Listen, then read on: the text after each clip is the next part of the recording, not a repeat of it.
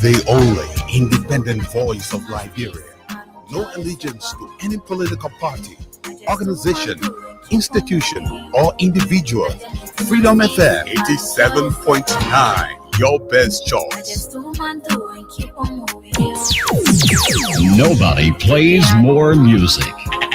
Absolutely nobody. From Central Monrovia to North Stereo. This is Freedom FM. After the war, the Liberian people elected me, and the Liberian people elected me to unite the country. I was not able to get some of the other factional leaders to return to Liberia. I was not able to get one or two of the political leaders to return. And I think they helped to provoke the situation. I was able to do a whole lot. Strangely, the LPC, these were all warring factions, and all of the other warring factions, I was able to bring them into government. In fact, most of the combatants that fought for the government during the war were the combatants of the warring factions that fought against me. So I accomplished bringing them together. I accomplished making sure that the issue of tribalism went away in Liberia. But I mean, to a great extent, I think most Liberians now, if you went to Liberia and took a poll, they would say Mr. Taylor did his best. Any other regrets? The second regret is that I was never able to get the United States to understand me. I was never able to get them to work with me, which is so essential for Liberia. No president of Liberia, no president can make it successfully unless he is online with Washington. Now, I'm not the type of guy that you can pick up a telephone and command. I don't take that. I didn't take that from Washington. Then, even if I were like the president, I would not take it. I'm not that guy. I'm not a coward. But I do believe that a good working relationship is essential for any president of Liberia or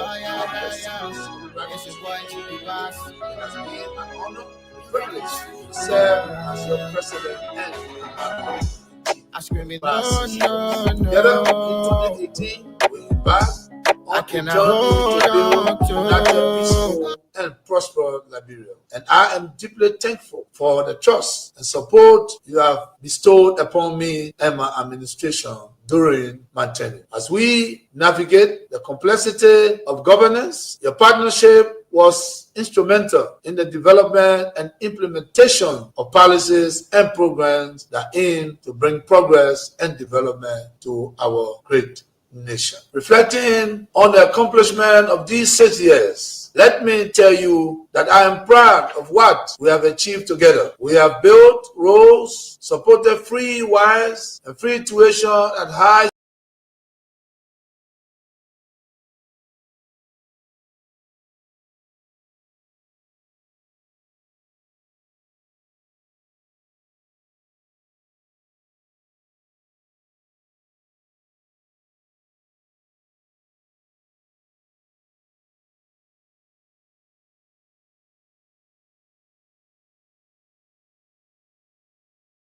projects we initiated did not reach completion during my tenure. I am hopeful that the incoming administration will carry the torch forward and bring these initiatives to fruition for the benefit of all Liberians. Fellow compatriots, rumors and misinformation have played a large part in our politics over the last 6 years. It is my hope we as a country will overcome this challenge over the next 6 years. To begin this, we must start with the facts of the transition. I must report to you that we are leaving behind a better economy than we inherited. Today, President-elect Joseph Nima Bouaka will inherit a stronger economy than I inherited. There is a bigger net international reserve position than was handed me in 2018. I inherited 94 million $999,000 United States dollars in net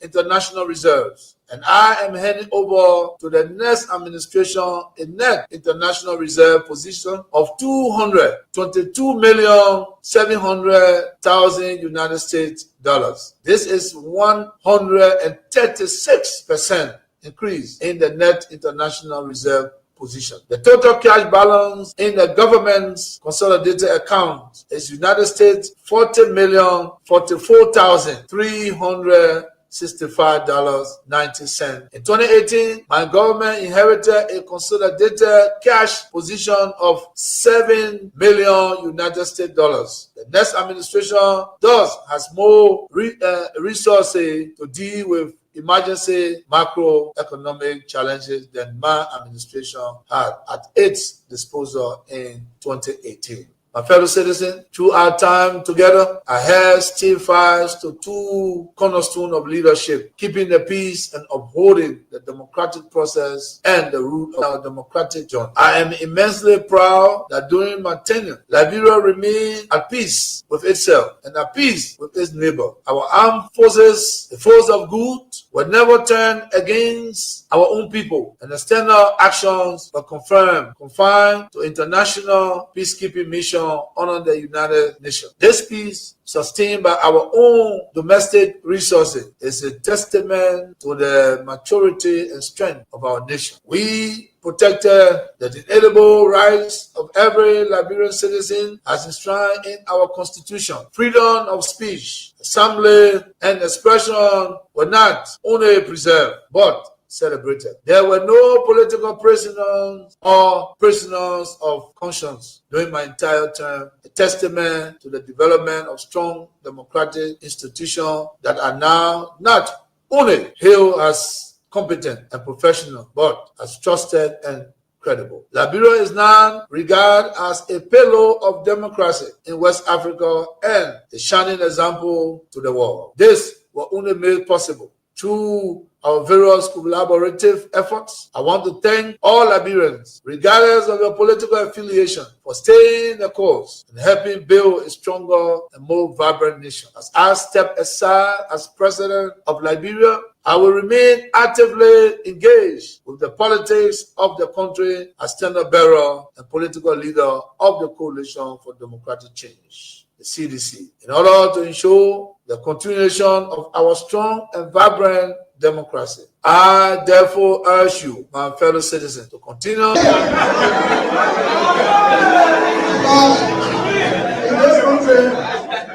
When you elect a clown and you think that he will be a king, what he does is to convert the kingdom into a circus. This is what we must deal with, and this is what we must say. Who do we elect into our public offices? Because, as I've said before, when you allow hyenas to take care of goats, why should you be surprised when the goats are eaten? This is the same. And Africa is only going to realize our potential in all areas when, by dint of choice, we enable and allow our best men and women to serve in different areas. I've heard it being said about Lee Kuan Yew in Singapore. I've heard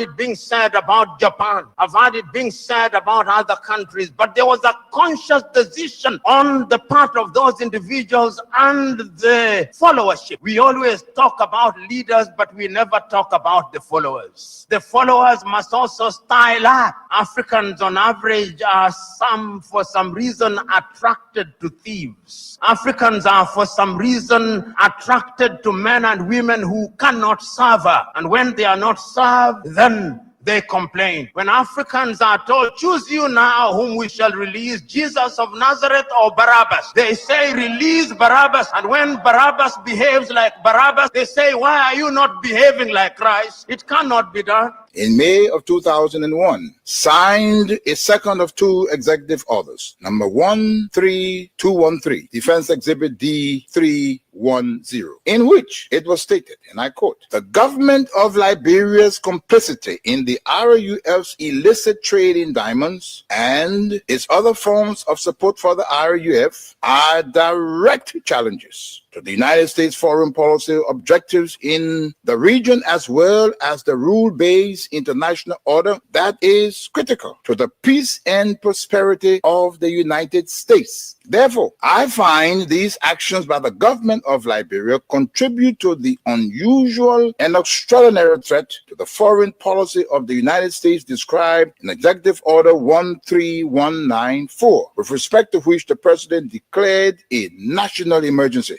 This executive order did not say the alleged complicity, it concluded the complicity. The conspiracy was born, all systems put into motion, and here I stand today. I never stood a chance. This is the broader contextual matrix that regrettably did not and still has not seen the light of day in these proceedings, despite the gallant efforts by the defense to unearth and reveal the contextual framework behind the charges against me. Now, with the two executive orders, the dogs were let out, so to speak. What followed was a dispatch of the attack pack led by Lieutenant Colonel David Crane, Defense Intelligence, 30 years, prosecutor. He, Crane, unlawfully unsealed the court's sealed indictment to his handlers, senior U.S. government officials at the U.S. Embassy in Freetown, and was never held to account. The rest of the operational team are Colonel Brenda Hollis, Defense Intelligence, CIA, U.S. Air Force, Senior Trial Counsel, and now prosecutor. James C. Johnson, U.S. Army expert, 20 years, unconventional and special operations, Chief of Prosecutions for the SCSL. Alan White, 30 years, Defense Intelligence, recalled from retirement to head up investigations at the Special Court of Sierra Leone. Stephen J. Rapp came on board as chief prosecutor for a short time with experience from Capitol Hill, where he served with the U.S. Senate Judiciary Committee sometime before. It came as no surprise to me that as a reward of sorts for Stephen Rapp's diligence in the execution of U.S. foreign policy objectives through these ad hoc tribunals, he was appointed U.S. Ambassador at Large for War Crimes issues. In support of the contextual framework of politics, on February 8, 2006, Lieutenant Colonel David Crane, prosecutor, appeared before a U.S. Congress Subcommittee on Africa, Defense Exhibit D404, and spelled out in clear terms the decision taken in support of regime change in Liberia and what needed to happen to solidify that process. There was little mention, if any, in his testimony about Sierra Leone. And here is what he said. I posted that 5 years from now, when the international community is challenged by other crises, Taylor in Calabar, under the protection of Nigeria, will make his move. We will wake up one morning and watch on CNN as Taylor rides triumphantly down the main street in Monrovia to the executive mansion, daring all of us to come and get him. Unless he is handed over to the Special Court for Sierra Leone, this scenario is not out of the realm of possibilities. He then asked, how do we assure Liberia's future? And he answers that. Ultimately, he says, what we do about Taylor in the next several weeks will determine the fate of Liberia and the new administration of its president, Ellen Johnson Sirleaf. Crane then sets out several plans, two of which I'll state here. He said, first, hand Charles Taylor over to the Special Court for Sierra Leone for a fair trial, his kind of trial. This takes him out of the local and regional dynamics that is West Africa. Second, tie any financial and political support to good governance in Liberia. Time does not permit, but the exhibits are present. Not even the Nigerian nation was spared from threats and intimidation, as explained by Femi Kayode, press secretary to President Obasanjo, the Nigerian head of state, who was with him in Washington when President George W. Bush promised, and I quote, to bring Nigeria to its knees if Taylor was not turned over to the Special Court. And what happened? Obasanjo buckled and capitulated. Now, this demonstrates the significant pressure that was brought to bear on President Obasanjo, irrespective of his personal and leadership obligations to the West African sub-region. And therein lies the dilemma for current African heads of state and government, but how to enter into binding commitments and obligations with the African pairs and remain steadfast, resolute, and unyielding in their fidelity to those agreements in the face of such unrelenting and punishing pressure from powerful. My people, where you at? Where you at? Wake up from your slumber, stop sleeping. wave your hands, wave your hands, wave your hands, wave your. Come on, come on, come on. I know you're sleeping now. You gotta wake up small, yeah? Okay, let's go. The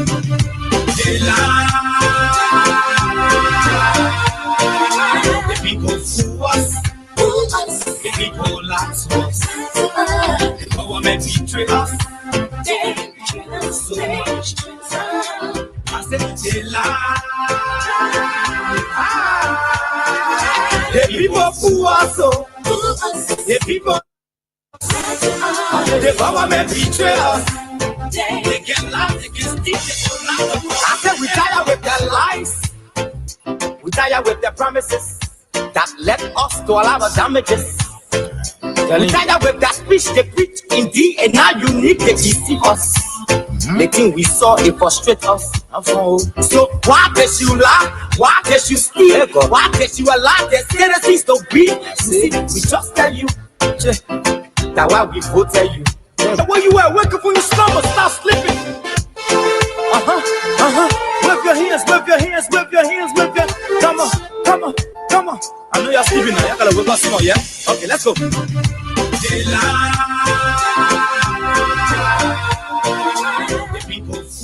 And I'd like to begin tonight by reminding all of us the ruling position, the opposition. Lehman Bowie said the in position and the non-position. That time waits for no man.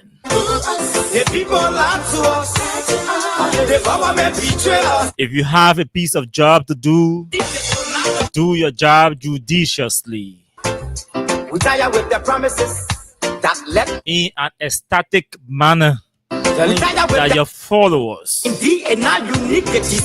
will have a proud moment to celebrate the achievement of the job you are given to do. This is a message to the ruling establishment. This is also a message to the opposition, because all sides of the political divide have separate responsibilities to perform. They are all opting to govern at the end of the day, so they have a singular goal. Let me say a very, very pleasant good evening to all of you across the country. Good morning, good afternoon, good evening to those of you in the diaspora. Our friends, our fans, our followers, our critics, and even those of you who do not like the things we say and the way we say them. It's good to have all of you joining us tonight on the Wednesday's edition of Freedom Hard Talk.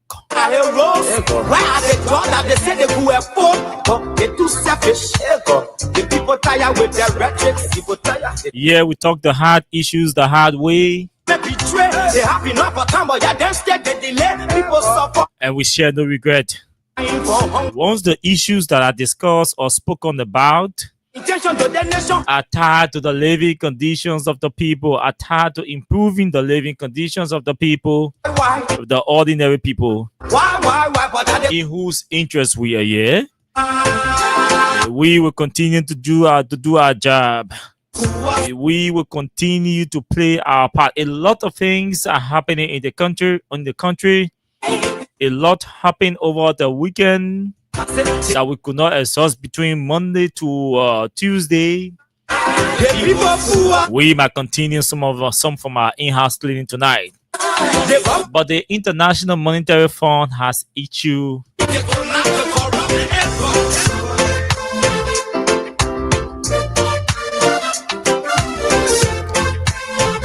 her 2025 Article 4 review.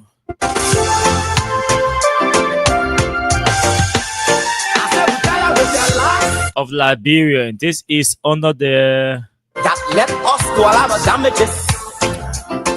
With that speech they preach in thee, and now you need the this is under the second review of Liberia's external credit facility. Why did you steal? Why did you allow the citizens to be? We just tell you. The people who And so tonight we want to place emphasis because there are key portions or key components of the report that we need to talk about.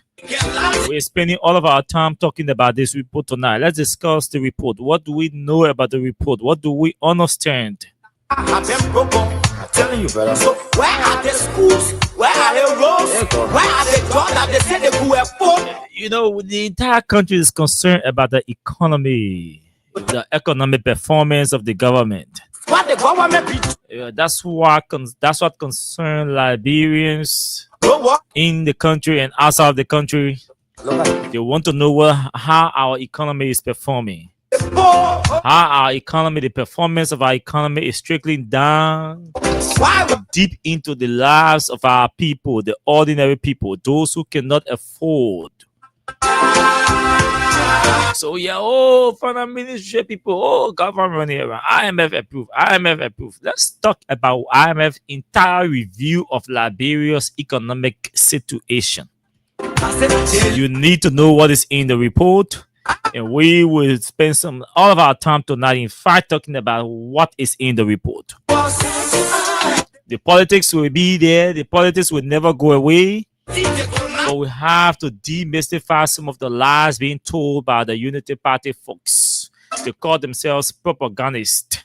But they are working against the interests of you, the ordinary people.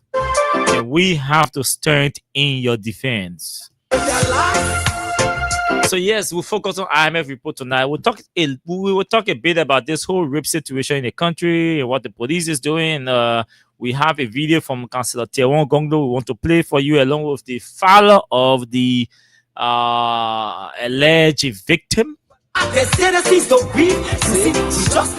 involving the rape case at the Ministry of Youth and Sports. I'm told the Association of Female Lawyers in Liberia have issued a statement calling on the Liberia National Police to arrest former Deputy Minister Brian McGill with immediate effect. I don't know whether the police has responded to that call from Ethiopia up to our time coming on the radio. The people who are so, the people love to, people who are so. Whatever the case is, we have a lot to talk about tonight, folks. This is Freedom Heart Talk. This is Freedom FM. This is 87.9. This show is proudly sponsored by Crime Stopper Liberia. And we are in partnership with Win Liberia. Win Liberia is our financial partner on the show. But whatever the case is, we're here straight up to 10 o'clock tonight, talking the real issues. Very shortly, we take a break from our sponsor, Crime Stopper Liberia, and our financial partner, Win Liberia. When we come back, we go to our Facebook Live feed to welcome all of you who are joining us tonight on the show.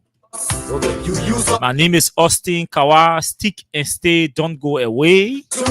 Invite others to join the show. Share the live with others to follow. Our cash giveaway, our promotion continues tonight.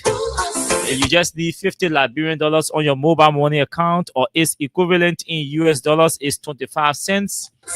And you are qualified to play our cash giveaway. *255 *1# is the short code to play tonight. Let's take a break from our sponsor and our partner. We come back, we talk.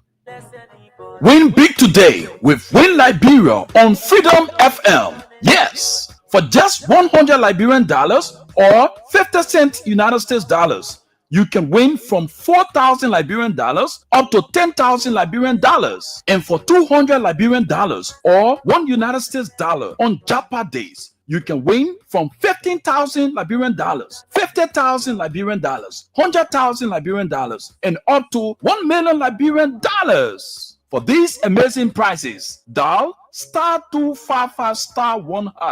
Again, dial *255 *1#. The more you play, the better your chances. It's Win Liberia Cash Giveaway on Freedom FM.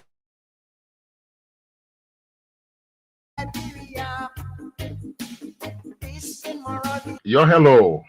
I want to talk about violence. More violence is indiscriminate. It can happen for any reason and to anyone. Until we do something to stop the surge of vigilante-style justice in this country, none of us will be safe. My Liberia is Liberia of hope. In my Liberia, it is possible. Violence is not part of my Liberia. Violence leads to property damage, injury, or even death, as we are seeing in recent months in several parts of Liberia, including Monrovia. Talk to people in your community about violence. Stand up against mob justice.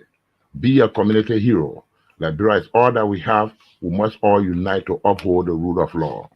This is Old Man Sam Sanya, your community crime fighting partner. Thanks for listening. This is Old Man Sam Sanya. We want peace in Liberia. Peace in Monrovia. We want peace in Liberia. Peace in Monrovia. Yo, hello. I want to talk about violence. More violence is indiscriminate. It can happen for any reason and to anyone. Thank you, Omen Samsaya. Thank you. Let's go to our Facebook page and welcome all of you who are joining us tonight on the show from your different places of work or residency. Mawata Ability says, good evening, Austin. Favor Morris, hello, Austin. Sidiki Kamara, good evening, bro. Papi says, Keita says, good evening, Freedom FM family from Dupont Road. Clady Allison, greetings, Austin, watching from Delaware in the US. Welcome, boss. Thomas, Library Poki. Anyway, I will tell you after. Yesterday, I left the show. I saw more than 7 messages in my messenger inbox. Why you keep calling Clady Allison boss? All the inquiries came from the diaspora. Some from Australia, some from the US, some from the UK, some from Holland, yeah, but Europe, Europe, Australia, America. So in Canada too. Why you keep calling Clady Allison boss? What it be your own concern? Hey, you focus on our party on your party headquarters. You'll be asking what the your boss. She's a boss. Thomas Sabo, my man, are you back in country, Thomas? I mean, I can understand a lot of men. One minute being Togo, another minute is in Abidjan, another minute is in Gambia. The man is just traveling in the sub-region. When Joseph Bagase, Augustine Talley is following from Maryland, Baltimore to be precise. Robertson Mombo is following from GSA Road. Henry To has joined us tonight from Caldwell. Bukari Sharif is following the show tonight from Nuku Times. Thanks for the great show, Chief Velma. Macintosh Clyde is joining us tonight from Norway. Good to be here tonight. Welcome, Velma. Venetius Junior Bar from Nukutan. Ansu Famule from Broadville.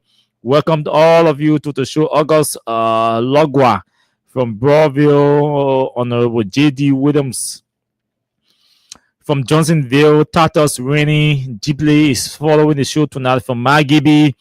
Paul S. Jasper has joined us from Silver Spring, Maryland in the U.S. Nathan Jabadia is following tonight from Congo Town as well. Augustine Mogris Mavi has joined us tonight from Upper Caldwell. Benun Kamara is following the show as well tonight from the USA. Aliyu Kamara has joined us. Mohammed Balo, Watabome, all says from Broadville. Hi, brother. Good evening, Austin. Avin Sopon, welcome to the show. Avin Samuel Samuel Bangwa Jr. has joined us tonight. He says, good evening, Mr. Kawa, watching you from District 17. Mohammed Masakwe from Freeport. That's District 14. Jerison Tukpa has also joined us tonight from Victoria Island, Lower Johnsonville, the darkest community in District 2. Joshua Morris from GSA Row. Welcome all of you. Mabu Rogers from Claratown. Ibrahim Yan from Chocolate City, Canes County, has joined us tonight. Good evening, Mr. Kawa, Magil Bagali. You have to, I don't want to miss your last name. Magil Gbalay. Bangli. I'm sure that's correct. That Lofa name. So yeah, it should be 2 words.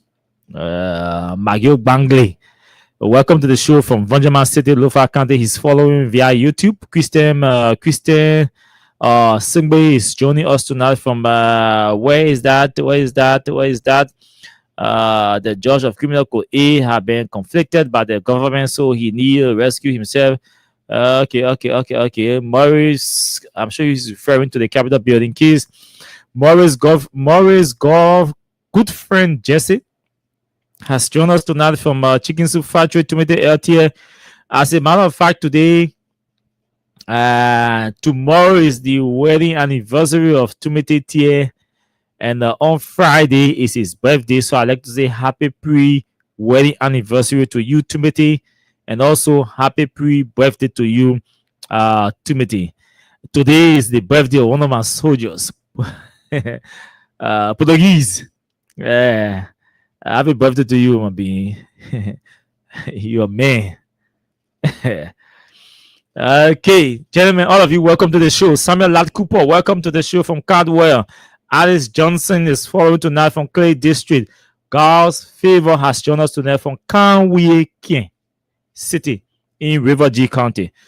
Thanks to all of you for joining the show tonight. It's good to have all of you. A lot to talk about tonight, so let's move into them quickly. Beginning with your catch. Those of you who want to play the catch giveaway, we are going to start with you.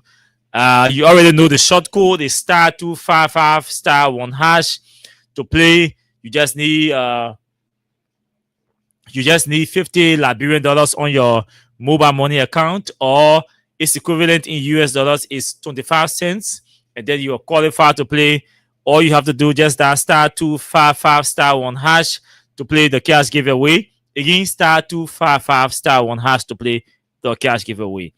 Tonight, as always, the payouts are in categories: $5,000, $10,000, $15,000, and $25,000 are all up for grabs tonight.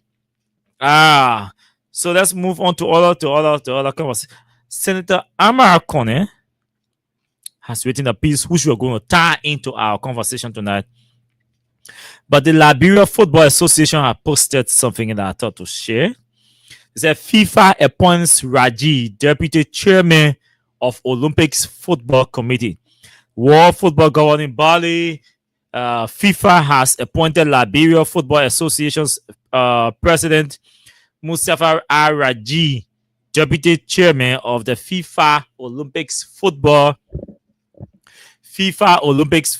Committee for the period 2025-2029. The appointment was made on Thursday, October 2nd, during the FIFA Council meeting held in Zurich. It follows a thorough consultation process involving FIFA's member associations and the confederations, through which members of the newly created standing committees were appointed for the period 2025-2029. According to FIFA President Gianni Infantino, the new standing committees will lead the greater involvement of our member associations, the confederations, and other stakeholders in our decision-making process. Increased female representation and more focused technical expertise in various areas relevant to football. This latest appointment highlights the respect and trust Raji commands at the continental and global levels of football governance. The LFA proudly congratulates President Raji on his latest achievements and looks forward to his continued leadership and contributions to African and globe of football. I want to speak with our sports reporter Thomas Kojo Rolak to ask him some basic questions because you see that folks from the government, particularly the Ministry of Information, have already started to politicize and send out some information that is some fact checkers are checking. I read a post from the Deputy Minister for Public Affairs. And so let me see whether I can talk to Thomas Kojo Rolak. He is our sports reporter here, our sports editor, I like to say, or I should say. So let's talk to Kojo. I want to ask you some questions. What does this what does this give to Liberia? Okay, we have Kojo. Kojo, welcome. How are you? Okay, Thomas Kojo, like we announced to you, is our sports editor. Yeah, and so Kojo, I'm calling you particularly concerning this release from the LFA about the appointment of Mustafa Raji as co-chair for the Olympics Football Committee. Firstly, I'd like you to give us an idea of what this committee is all about. What does it do? What does it emphasize? What emphasis does it consider? Well, it's talk about committees football across the globe, which Liberia is of no exception about. We talk about Olympic football, that's the honors of the three. We talk about Olympic games, which all involved. Olympic football has to do with the honors of the three, where Kojo, is it possible you adjust your location because there are feedbacks from the background? Okay, so let me adjust that for you back. Thank you. Please do urgently. So yeah, we want to get, because we have to set the record straight. Football is full of politics. It should be full of politics. And so, but when the government try to use propaganda to spew or develop or nurture lies, about the game, those of us who have passion for the game, those of us who play the game, we will not stop following football till we die, because we play the game, we know the game, we love the game. And so that's the passion is from within, yeah. So let's see what we can get. We can re-establish contact with Thomas, and then we can talk about this release coming up. To get us back, let's call him from here. The country, everything, people try to politicize everything in the country, and these things are coming from the folks from the ruling party. When the CDC was in power, the UP was police. Hello? Okay, Kojo, I think the background is much better. Okay. It seems that you are at the heavy. Well, I just left the American Sports Complex. I'm going to watch the basketball gymnasium to watch the game between FPRC Honors and MPA Patterns. Okay. Now, how did the Saturday game go?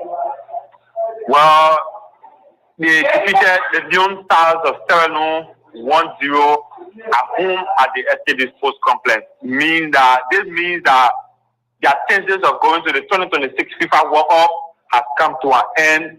All they will have to do is to honor the last game in the qualifiers, which will be next week. They'll be playing for Prague and be playing for a FIFA ranking improvement. Serrano are out, like Liberia, who are hosting them for their home games due to some renovation work that is ongoing at the sports stadium in Freetown, Serrano. Okay, quickly. So let's go back to this Raji appointment thing. I was asking you, what does it? What does the appointment mean? What does it entail? And how does the committee work? And how is it going to impact football in Liberia? Well, it's good for football in Liberia.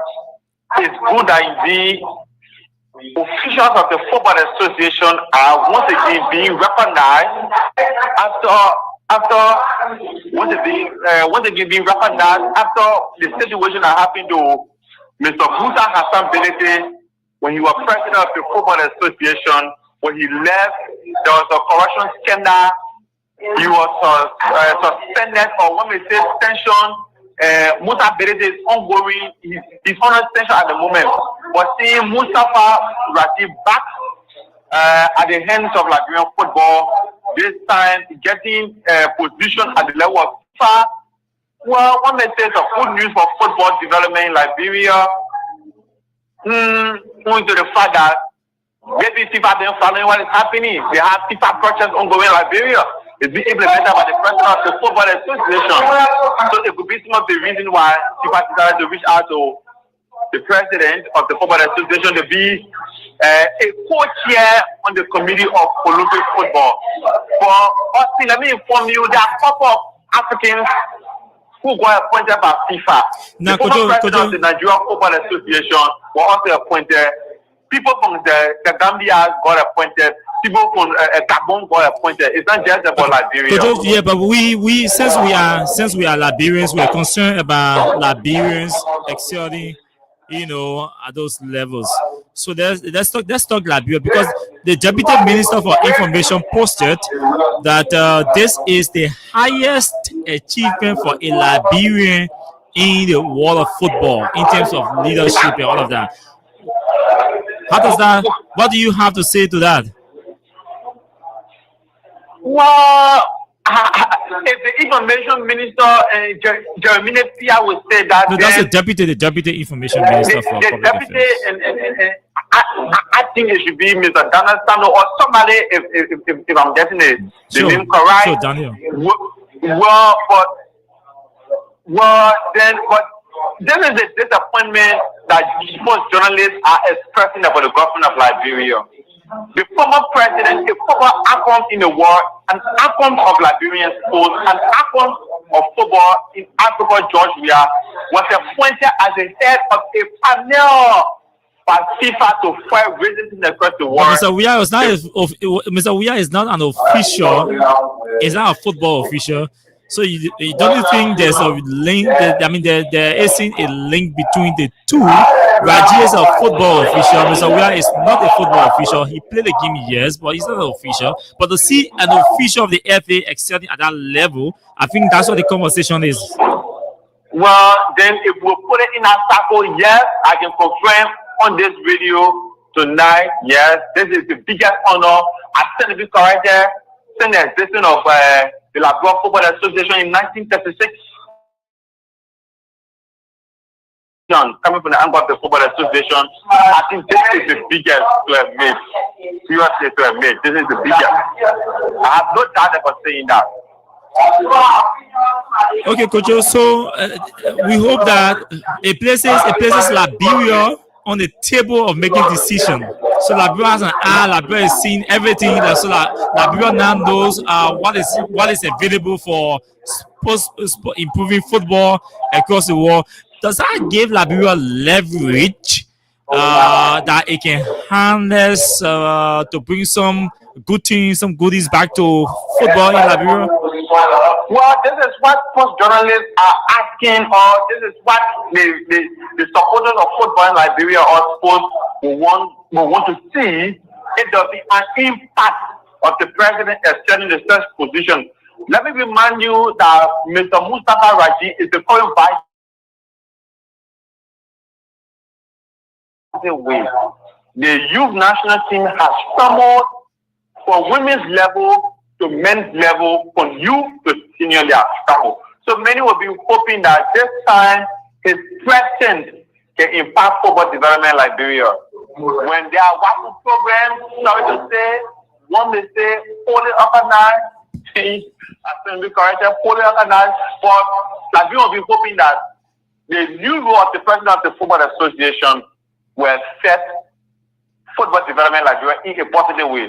And just understand that there are lots of FIFA projects ongoing across the country. Thank you, Kojo. Thank you. We have to leave it there.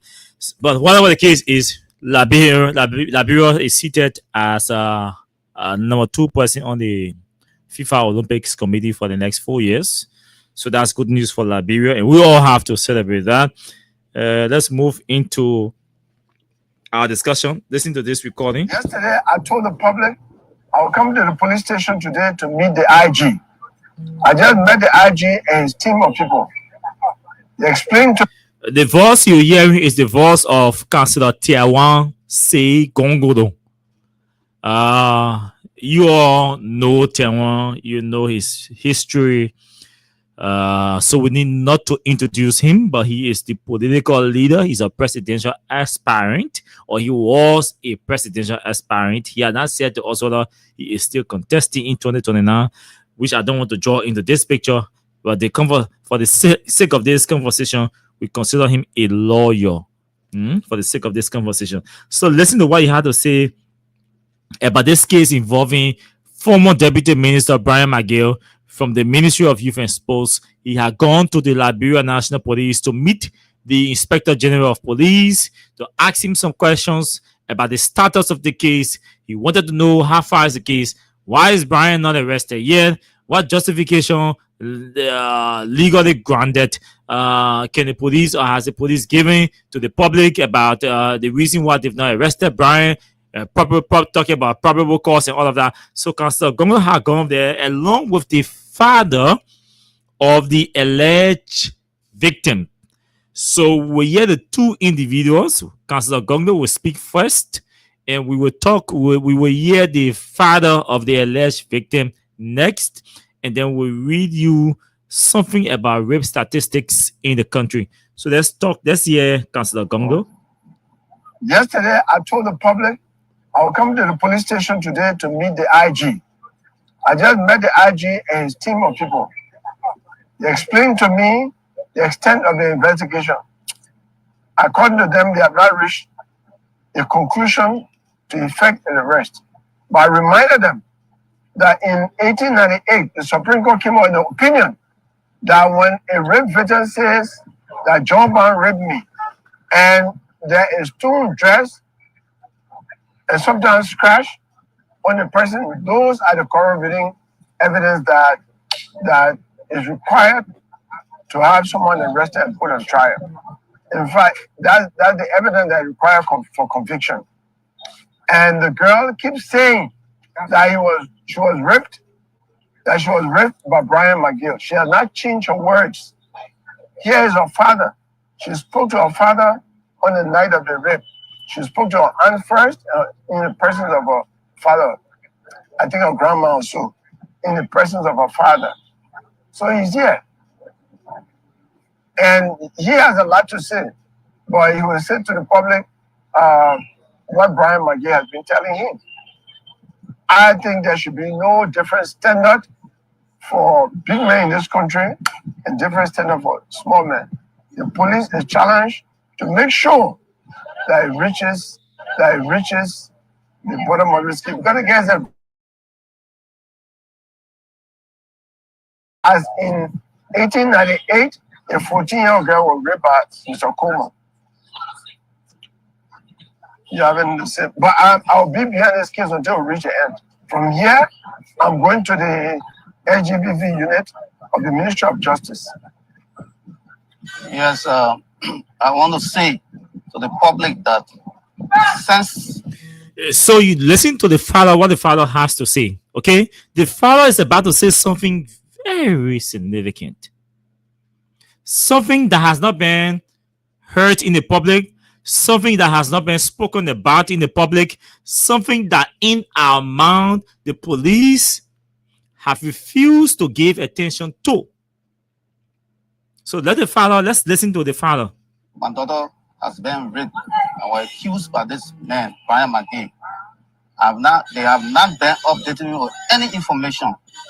They have not asked me. Even when the incident occurred, Brian McGill came to me on September 9 in the night to come and apologize to me. He did the apology in the presence of people at the 15, where they can admit, all those that were there will admit that he did it he apologized because he wanted me to talk the case in-house. to drop the case and then we'll talk it in-house. I said, no, you cannot rape my daughter, then we'll go and compromise. I told him that. The next thing again, the security of that area, 2 security men, they gave me full information about his car was his presence on Saturday. And they told me that a young man was there and he left. But because these guys are afraid now, I reached the police, they are not able to admit because they are working there and they are afraid that they will threaten them on their job.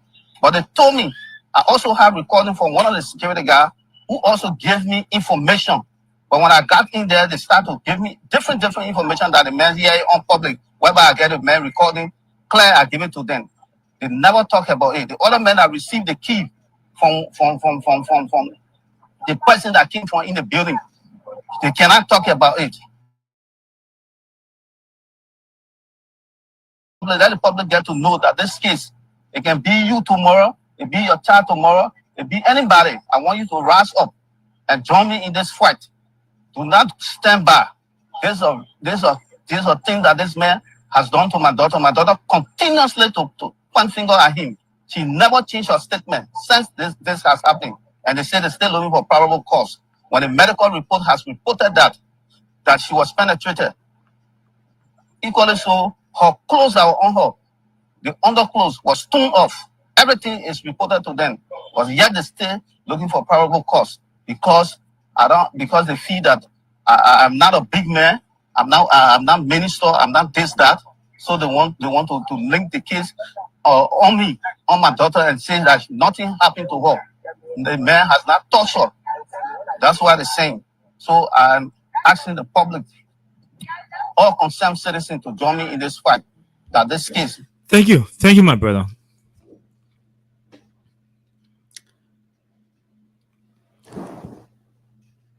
The Inquirer newspaper on today published that Liberia has recorded 2,759 rape cases just in 2024. Just in 2024. This article was published on the 25th of November 2024. Last year, the Inquirer newspaper reported just last year, just in 2024. 2,759 rape cases recorded. We're saying the ones that were recorded, the cases that were recorded. We are not saying the cases that were undocumented or the ones that were not reported and the ones that were not recorded. The cases that were recorded in 2024, rape cases that were recorded in 2024, 2,759. Just in 1 year.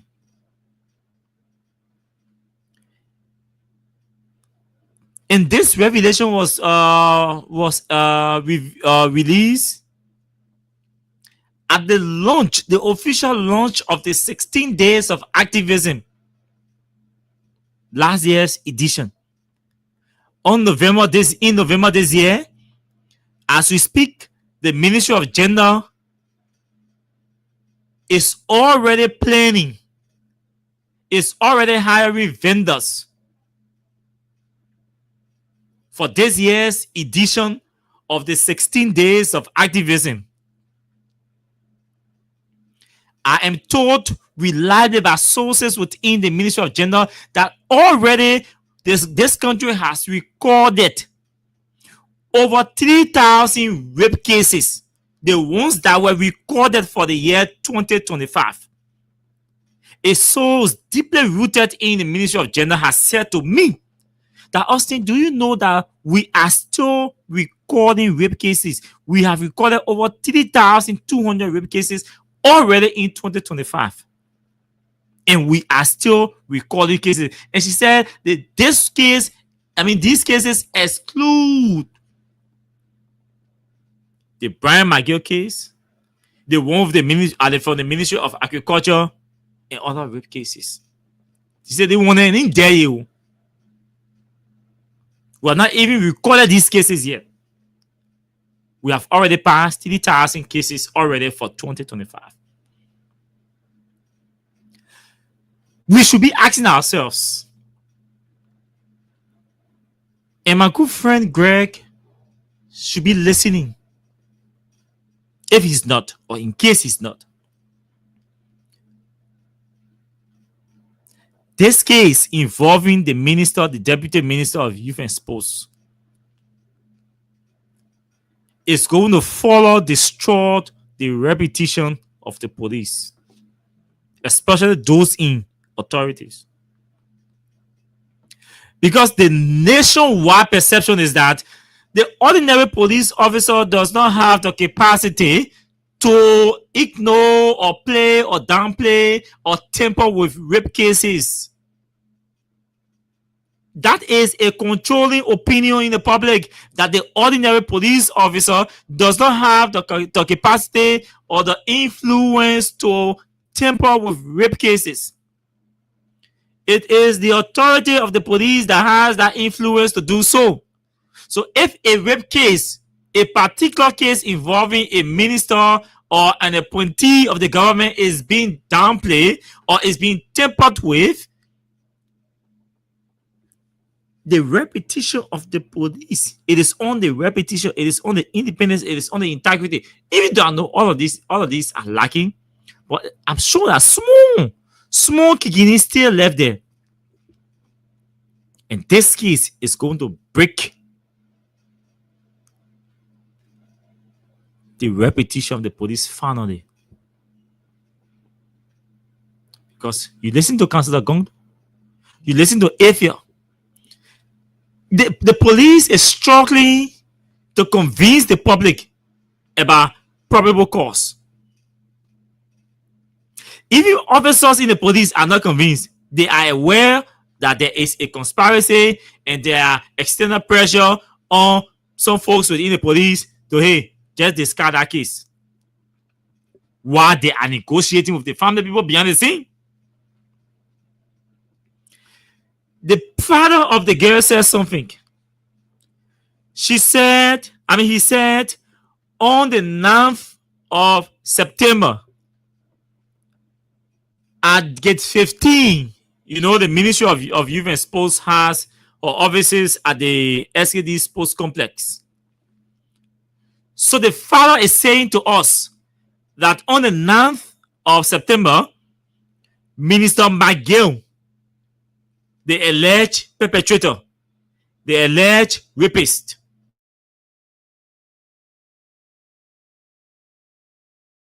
on this news because I got the information. I was on the show. I even announced that I'm hearing a story about a rape case and all of that, but it involves people's personality and reputation. So normally I don't get involved with that without confirmation. Right? Some of you, so I didn't talk about it, but that's the case I was talking about. So the father of the girl is saying this McGill man went to him at the office on SKD in the night. The father said McGill called him at gate 15 to beg him, to apologize to him. The man who is denying, those of you UP people who are trying to politicize rape cases, I pray that one day your daughters will become victims, so you know how it feels. When a father is senseless or ruthless or careless or irresponsible father will not feel the pain of another father when his daughter or a girl child is raped.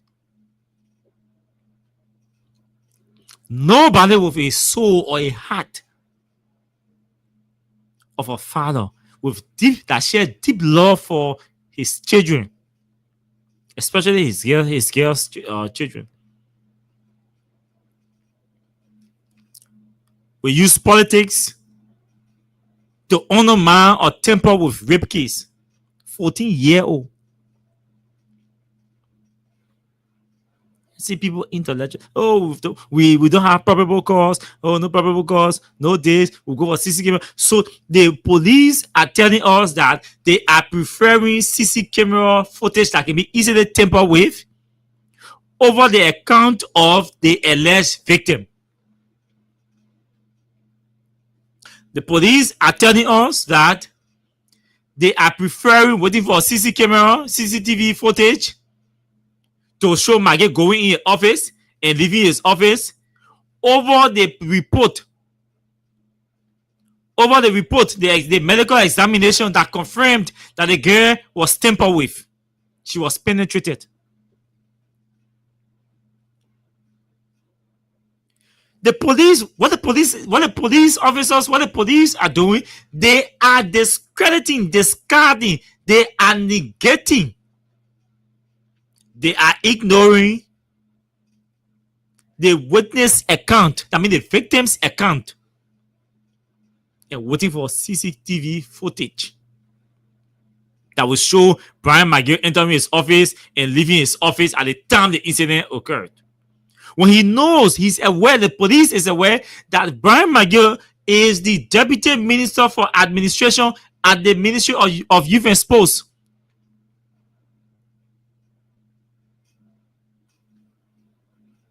It's easier for someone who has control over personnel, someone who has control over the human beings who are working.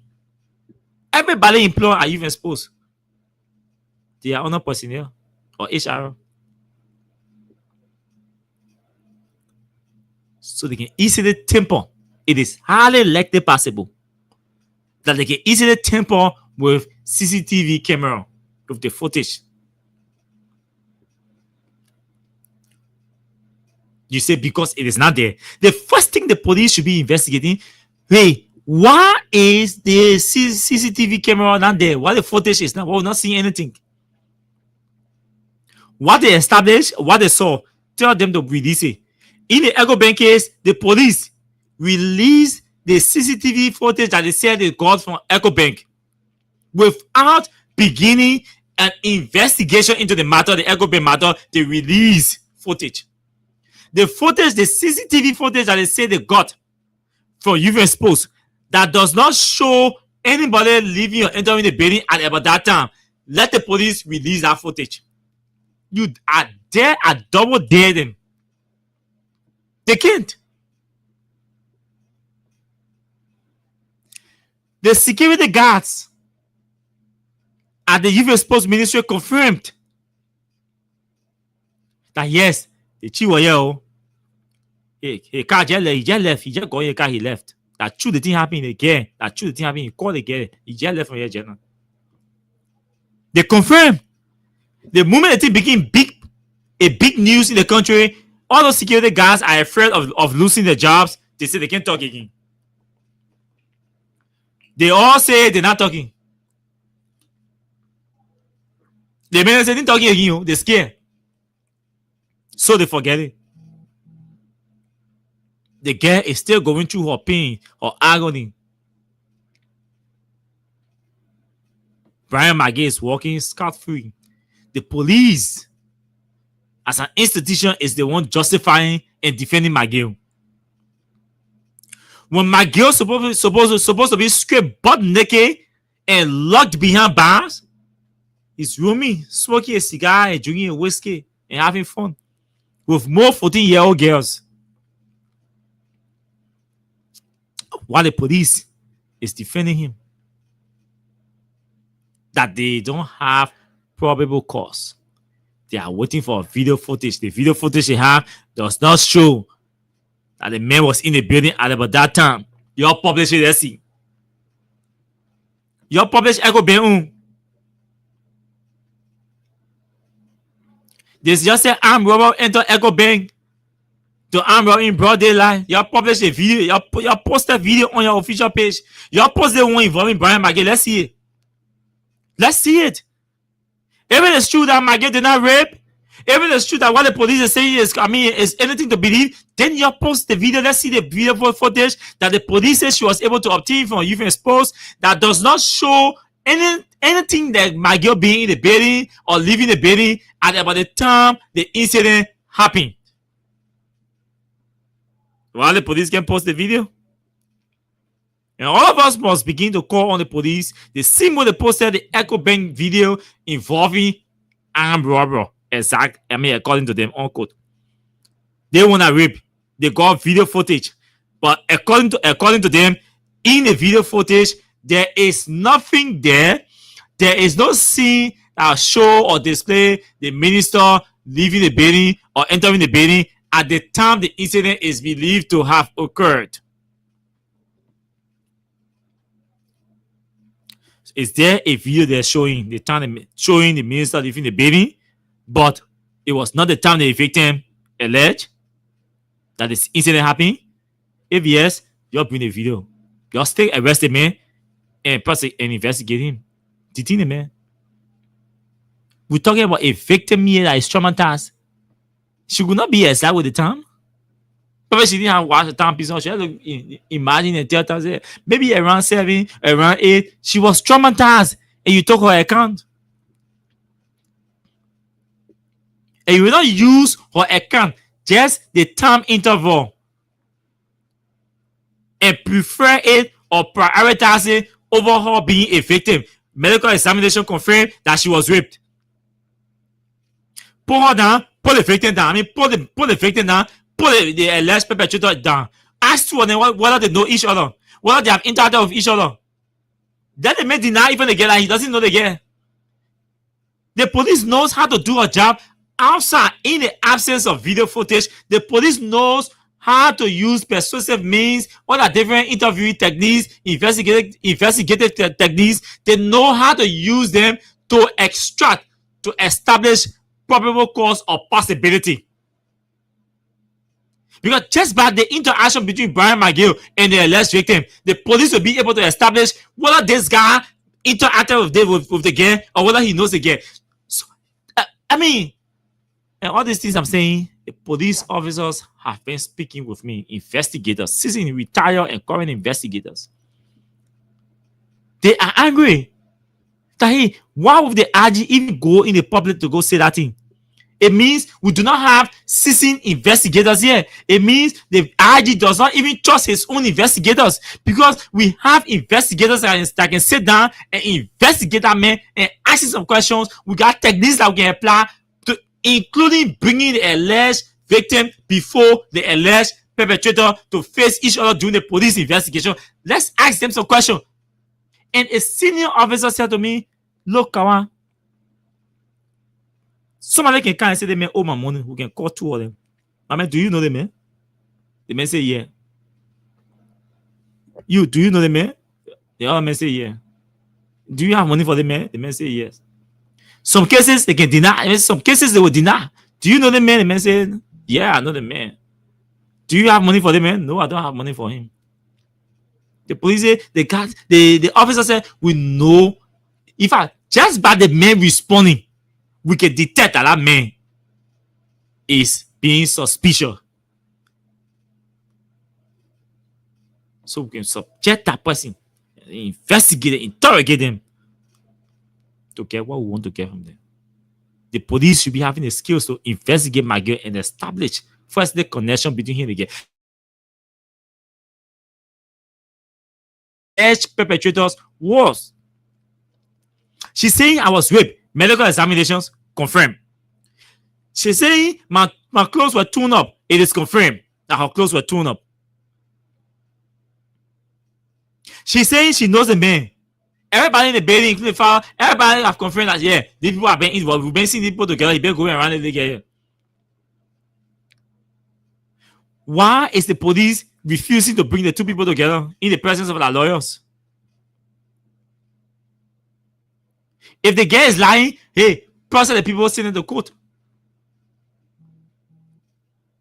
The man will be charged for rape. It means it is alleged. He's not guilty. He's not guilty. It is alleged. Then the police say probable cause. He called probable cause. This is rape case we're talking here. The first thing the institution, the state is supposed to establish is that the girl was tampered with. So the entire country right now agree already that this girl was raped. Nobody disagreeing that the girl was not raped. The entire country already agreed. The entire country has accepted that the girl was raped. So there's no argument about that. The girl was raped. The fact that the girl was raped, it is established, and we all in the country, everybody, nobody in the country has said the girl was not raped. It means the 5.2 million people in Liberia have already agreed that the girl was raped. That one will put it one side. So it is established. It's no argument, no disagreement. She was raped. You, alleged victim, where were you raped? She said in the Ministry of Youth and Sports, they make her in her office. Who raped you? She said Brian McGill, Deputy Minister for Youth and Sports. You have all of this information available to you. You say those are not probable cause to arrest the man and put him behind bars while you conduct your preliminary investigation. The man should be passing around, creating avenues for him to escape the country. The law say even if you do not have the law did not say you must have probable cause before arresting somebody who is accused of rape, especially when it is established that there is a victim. The girl is already a victim. In Vanny Jesse case, I don't like to reference him because he said we're all wishing him well and trying to ensure that he returns. So let me not reference the case. But in other cases, it was never even there was no medical examination to even prove that the victim was tampered with. Individuals were arrested and incarcerated. In this case, medical examination has established that the girl was raped. The police said, no, we're not going by that medical examination. We are not listening to the victim's account. We are not considering the victim's account. The victim's narrative will not hold here. The examination, the findings from the medical examination will not hold here. What we will focus on is the CC camera footage that were established from the Ministry of Youth and Sports to confirm whether the time the victim says that incident happened, whether the man who she said did it was in the ministry at that time. Once that is not established, the police say no case. They can arrest it, man. She will go find the person that raped her. That's what the police saying. No, as far as you concern, the video, the CC camera we review, they may not in the building at about this time or at about the time you say you were raped. So we get that for you. We care less about you. Go and find the person who raped you. This is what the police is saying to the victim. The CC camera will get from Youth and Sports. We see the man car here. We not see the man entering the building at about this time. We not see the man leaving the building at about this time. So go find the person who raped you. To be more simplistic, to be ordinary, so you understand what the police is saying. This is what the police is saying. Go find the person that raped you. If they may, that man rape you. The police feeling judging the case. The police say that man rape you. Or footage, a video footage showing the man leaving the building at about the time the incident happened, so that he rape you. Yes, you were raped, but the man rape you. So go find the man that rape you. That is the police saying. And we will not arrest the man because he rape you. We're not sending him to court.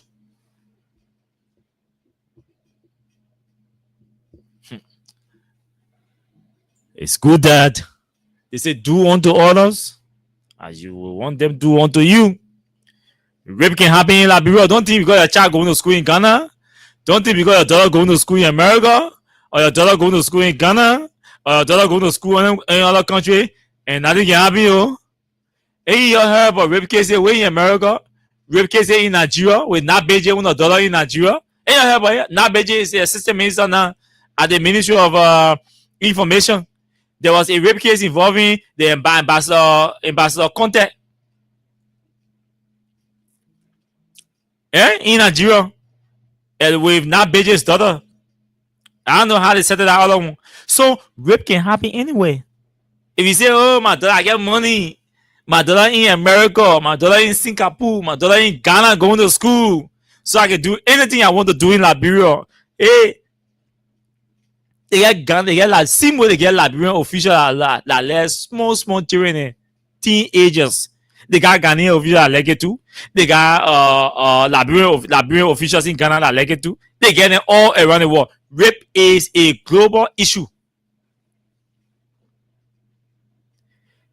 2,700 plus in 2024 rape cases recorded.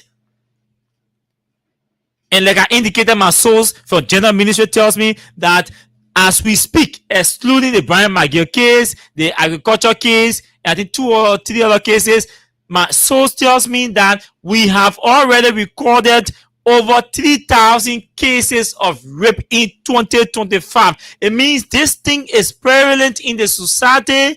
It is endangering the society. It is permeating the society from the communities to the larger society. And the people that are committing these things are in all sectors of the society. The rich are committing rape. The blind, look at the case in Nima. Blind men committing rape. Crippled men committing, raping young baby. Farmer raping young baby. Government official raping young baby. So everybody, every sector you find yourself in, every state,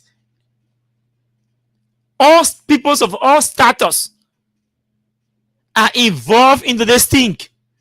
They're not only rich people doing it, poor men raping, rich men raping, employed raping, unemployed raping, government official, non-government official, everybody raping. So it is serious. It is too serious and getting dangerous for us to be protecting alleged perpetrators who are in government. It's wrong. It's time that the women who were protesting, who are holding nationwide protests on George Weah for rape, it's time for them to stand up. It's time for them to stand up. You can stand up for rape only when George Weah is in power. And when it comes to UP, then everybody goes quiet. Rape the non-partisan video. So star 255 star 1 hash. Star 255 star 1 hash is the short code to play the cash giveaway. Let's go into our IMF conversation. So you okay, so let's go. I see this report is long. Well, I think we can exhaust it. Yes, we can. We can do that.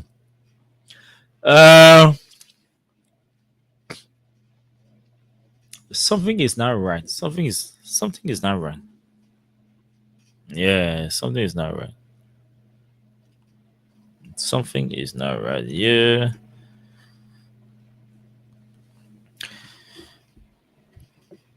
Folks, Liberia is in a deep crisis. Liberia is in serious problem. The country is in trouble.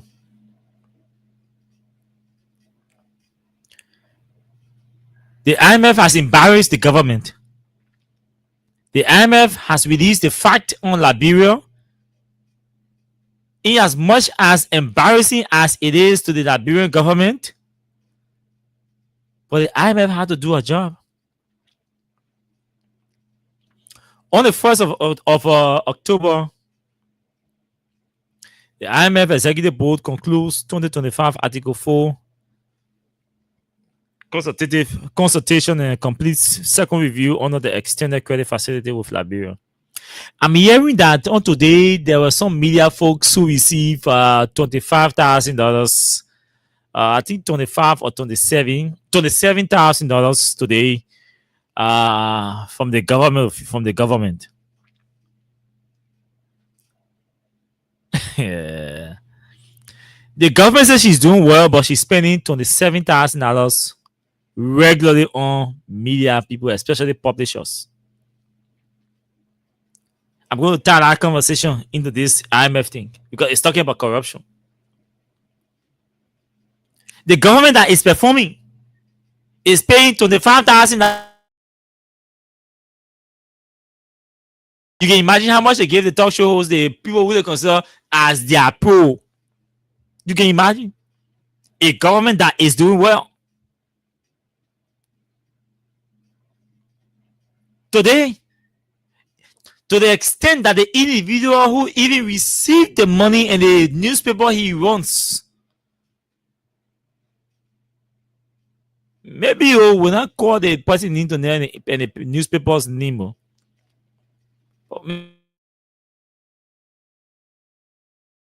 There's no guarantee that I will not mention the person's name. I may mention the person's name, I may not. So the IMF Executive Board concluded the 2025 Article 4 consultation and completed the second review under the extended credit facility agreement with Liberia, providing immediate access to SDR 19.3 million. That's about 26.5 million US dollars. Growth. Listen to what the IMF is saying. Now I'm talking here. That the IMF self-talking. This is the IMF review of Liberia's economic capacity. Growth. This is the IMF. This is not Samuel Tuah talking. This is not Amara Conan talking. This is not Dixon Sibo talking. This is not Janako talking. This is the IMF talking. And I'm waiting for you to come. Yahoo level come back. This is the IMF talking. The IMF. Listen, you see a page? Those of you watching? I'm not reading from newspaper. The International Monetary Fund. This is their page. You see? I'm not reading from Facebook. This is not Facebook. This is their page. The IMF said growth is projected at 4.6% in 2025. Growth is projected at 4.6% in 2025 and 5.4% in 2026. 4.6% in 2025 and 5.4% in 2026. Medium-term prospects remain favorable, with GDP growth expected to stabilize at 5.5%, assuming full and timely implementation of the ECF-supported reform program. Preserving fiscal consolidation, enhancing financial stability, and addressing key structural weaknesses, particularly limited competitiveness and widespread corruption, remain key challenges. This is the IMF. Our country is far from growth. Because we are not growing, that's why we will always run to IMF to keep us in their facility, in their credit facility. They will continue providing subsidies to balance your payment. Yeah? So any country that is struggling to balance a payment, that country does not, the possibility of seeing growth or experiencing growth is difficult. It's unlikely. Because you start growing, you're moving up, you're not be running for subsidies, for stability, for small money to stabilize you. Because those you need to stabilize the pedals to stand on and go. You need to focus on fighting corruption, because corruption is stealing away our wealth. When we manage our wealth or our resources, we don't have to go to World Bank, to IMF. We don't have to even enroll in the IMF program 100% or at that level. Once you're not growing, and the question is, why are we not growing economically? Because the country is extremely corrupt. The IMF said it. Widespread corruption remains key challenges. Folks, so you need to inform your old man and your parents, your brothers and sisters in the different communities. The government folks have been lying to you. IMF is telling you that corruption, widespread corruption in this country under Joe Biden, remains a key challenge for the government. The people that are giving you money telling you widespread corruption remains a key challenge. Imagine you go to borrow money, the person will give you the money, but trust me, you've been mismanaging your resources. You've been corrupting, you've been stealing your resources. We'll give you the money, you mismanage the money, you will waste the money. And it will affect your growth. And you have to come back to us again, running to us to give you additional money. So if you don't strengthen these pillars, if you don't strengthen these, if you don't consolidate, if you don't focus on consolidating in these key areas, it means it's going to be dirty for you. They say Liberia has to enhance financial stability. How do you enhance financial stability? You have to manage, you have to reduce, you have to minimize corruption. To enhance financial stability, you must minimize corruption.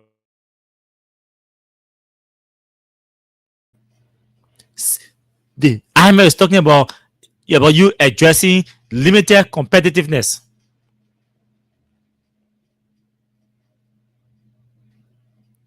See where our money going. See our procurement regime. Currently, Liberia has one of the worst performing procurement regime.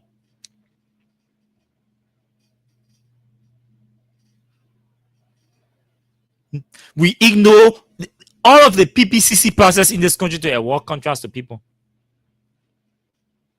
to our families, friends, relatives, and all of that. And we inflate these figures. That's why we do not go to the PPCC. When the law requires that people should compete.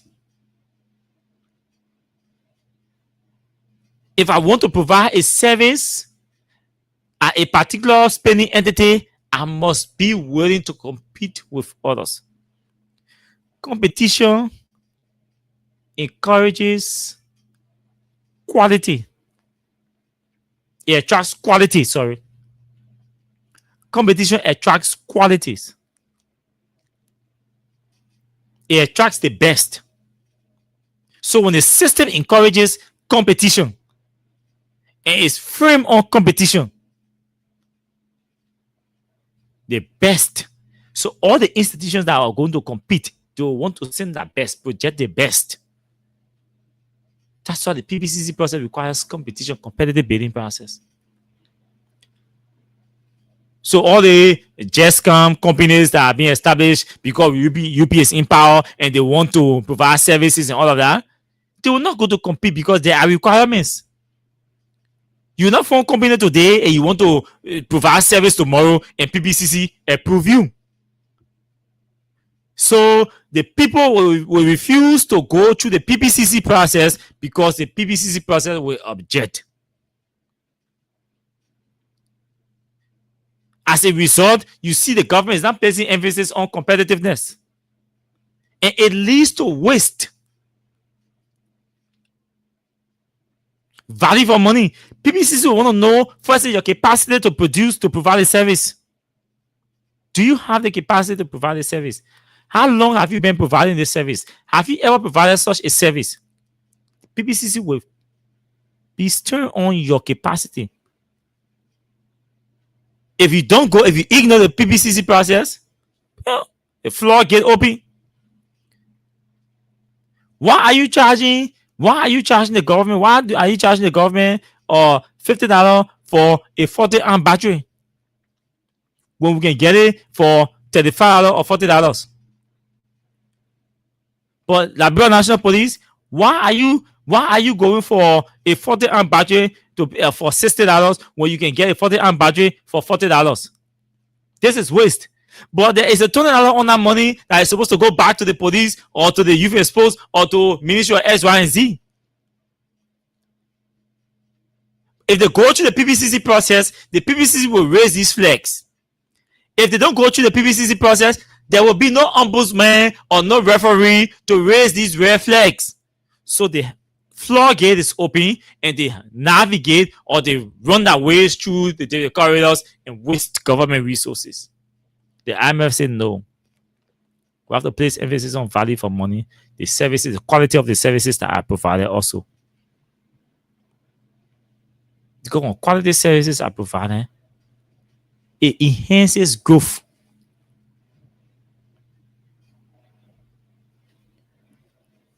Then the IMF concludes by saying the government has to work on widespread corruption.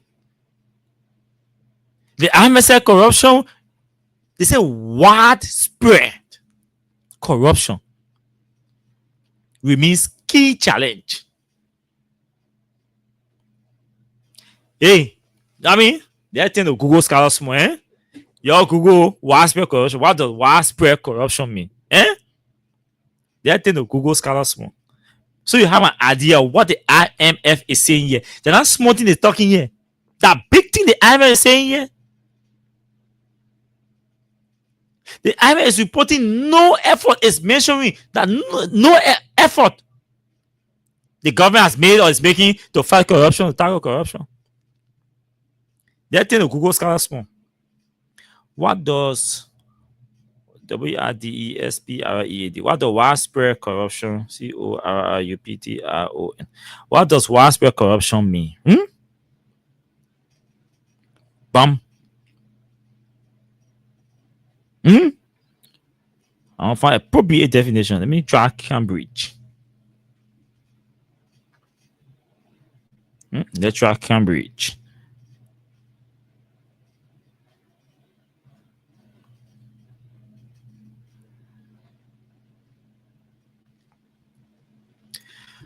Widespread corruption. According to Cambridge, I'll go to the IMF definition. Don't worry. What do you mean? They say existing or happening in many places and or amongst many people. Happening in many places in or among many people.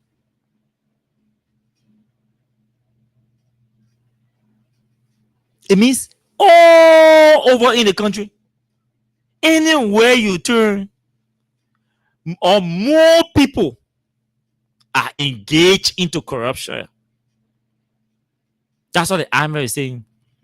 More institutions, many institutions are engaged into corruption. Most of the officials are corrupt. They are practicing corruption. Most of the institutions are into corrupt practices. That's what the IMF is saying. And calling on the government to tackle it.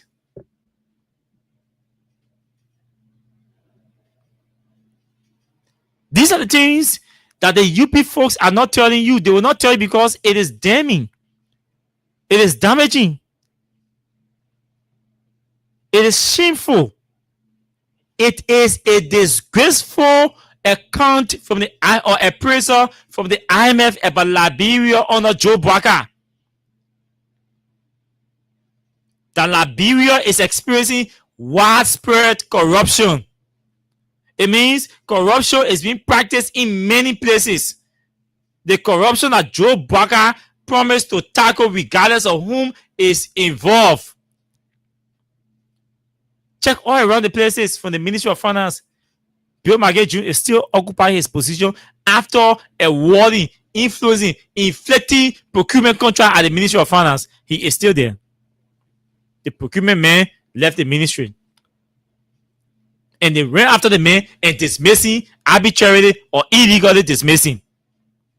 Because he refused to agree with Bill Magay Jones to inflate procurement contract for the procurement of a bus. I mean, the boy, we just told what the boss are even though that 45,000 now, but you got add 20,000 now on it. It said no cheaper. We've already completed the procurement process, everything.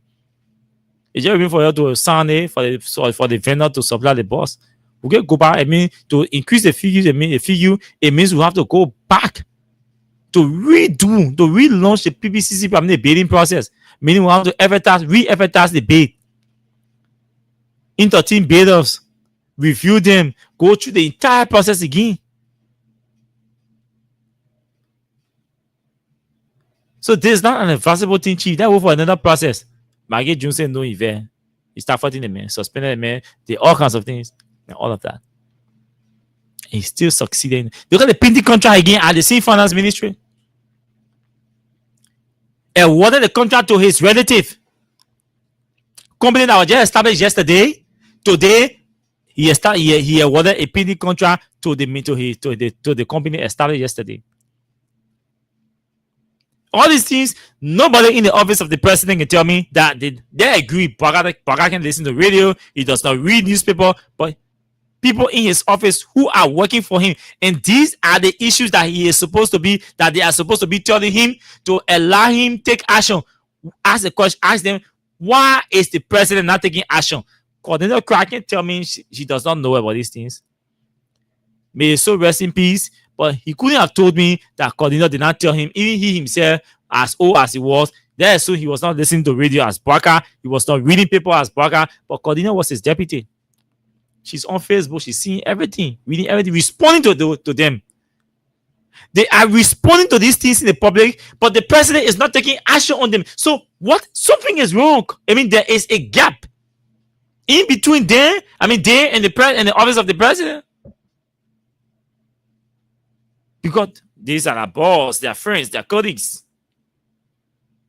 Let the president hear but for himself. I'm going to tell the president before they go dismiss the man or suspend the man. That's just finance. Look at Gafon. $2.8 million vantage in TN. Gafon can't account for it. He goes to ERBC and start showing propaganda challenge. He goes to ERBC and showing propaganda challenge. You finish stealing government money, $2.8 million. You can't account for it. You know propaganda. You are so sophisticated. Go use your sophistication to account for $2.8 million Gafan. You can't do it.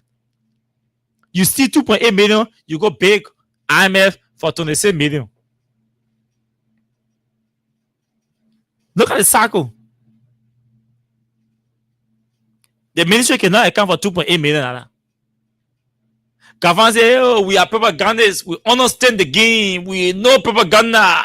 You can win us. We are sophisticated. We have the capacity. We have men. We have men. We have men. Where are the men? Where are they? The men that can account for 2.8 million. The men that will steal 2.8 million. You see, you got men.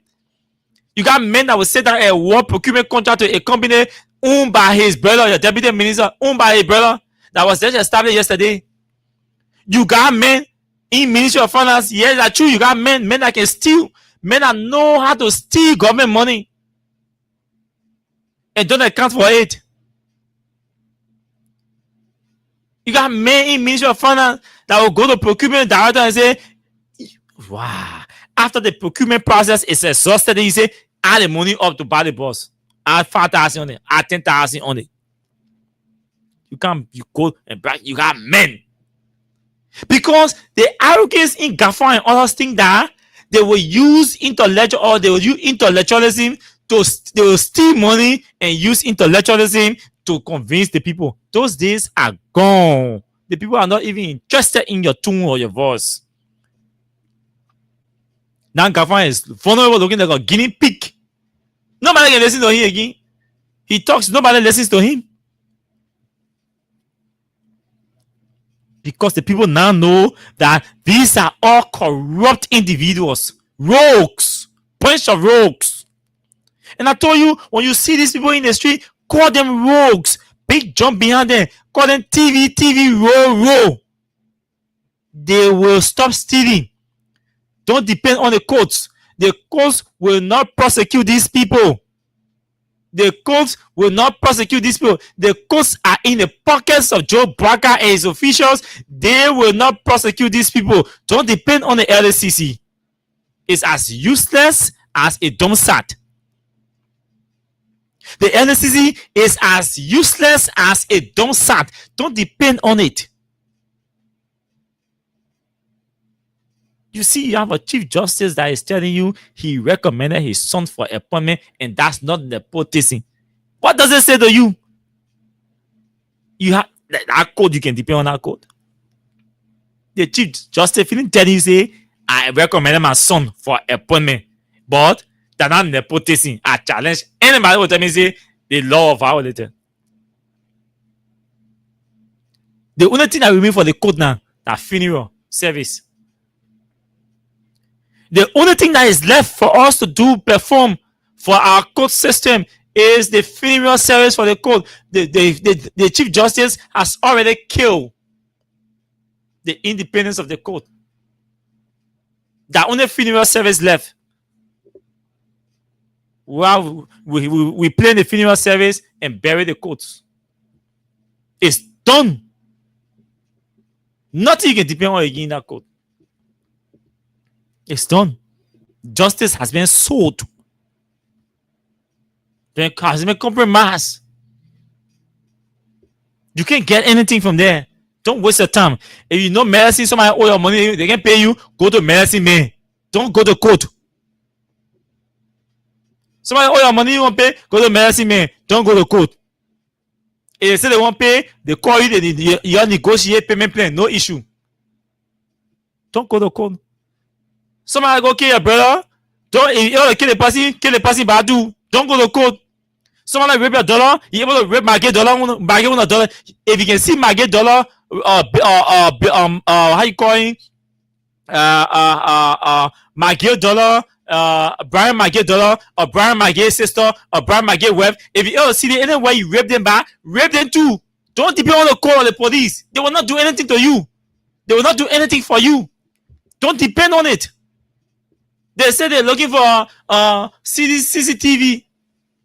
So since they can get CCTV, go to Bill McGill. I mean, go to McGill, Brian McGill on the hall. Look for a woman there, or a girlfriend there, or a sister. Or you get control over. Or use any. You want use charm? Say you charm. You draw them closer. You rape them too. Because that's the society we have now. The law, the criminal justice system is protecting the rich. It's protecting the big shots. The people giving you money and telling you are corrupt. They're giving you money and telling you you are this country, widespread corruption in this country. Meaning corruption is in practice everywhere. By every individual in government. Public corruption. Government corruption. Government corruption is even worse. It's in practice everywhere. That's what IMF telling you.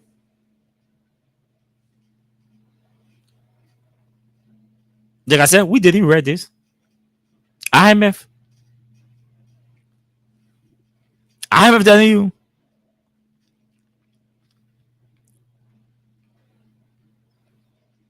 But again, they will still come back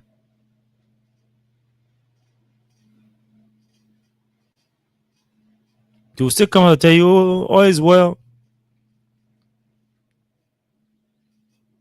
All is well.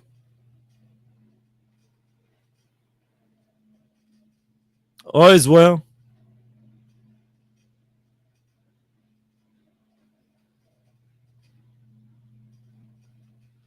What do we do?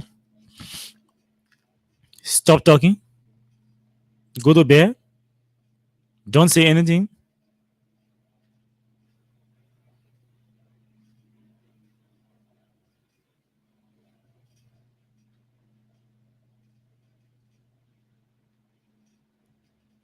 What do we say? Somebody just sent me a text and said the guy is in pain. The 14-year-old guy is in pain. Austin, as I speak to you, we don't even know what to do. We don't even know what to do.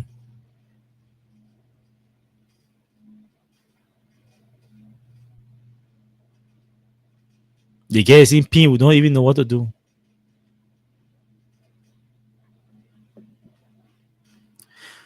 Let's take some calls. This country,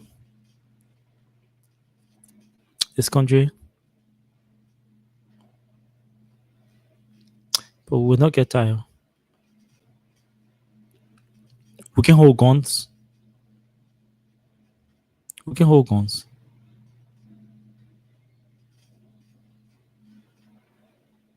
We just have to keep talking.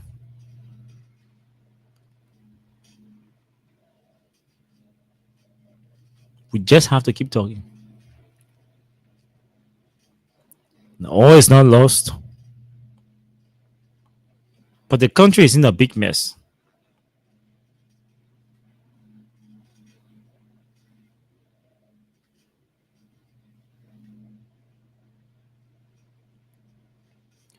I'm receiving news from Kongota as well that an LNP officer has killed another person. There's no detail of that, but somebody just sent me text saying an LNP officer killed. An LNP officer just killed one guy in Kongota.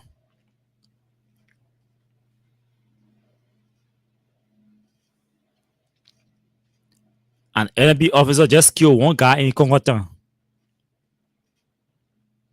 That's all the person sent me.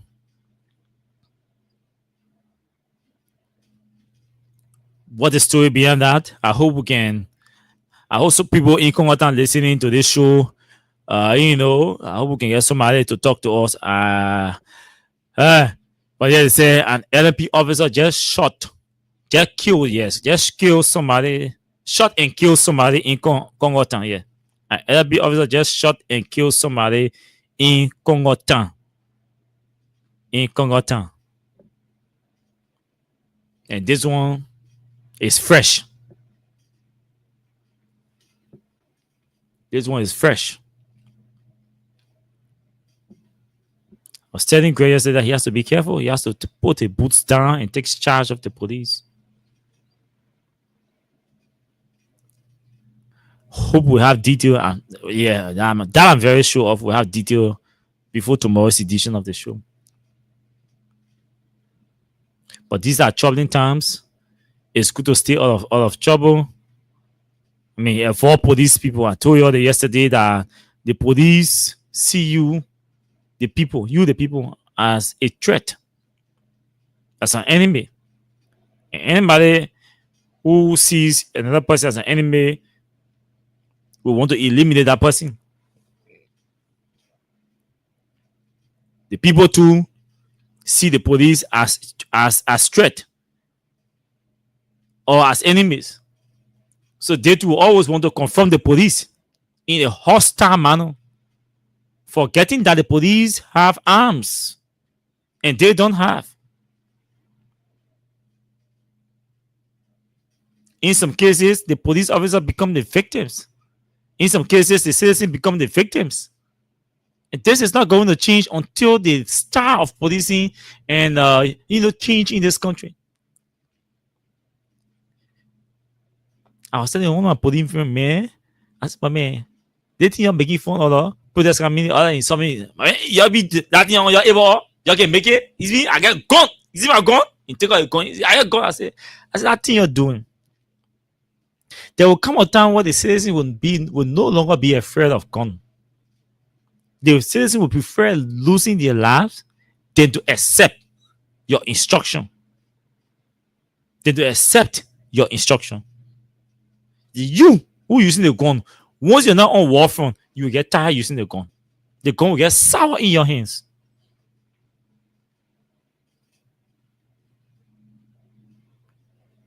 This is where we are today.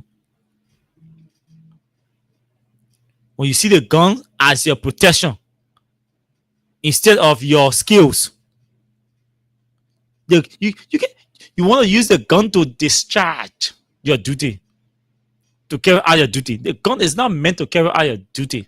The gun is an aid in extreme cases. And even in extreme cases, you're not supposed to point gun directly. You can shoot in it, you can discharge in the air, you can discharge on the ground, just to intimidate people, to intimidate hostile individuals who are resisting, maybe arrest, all of that. Start using gun and start pointing gun directly to citizens, unarmed citizens. You get gun, the minute you get stick, or you get gun, the minute you get death. Yes, the minute you get death, you get gun, you point gun directly at somebody who get death. No.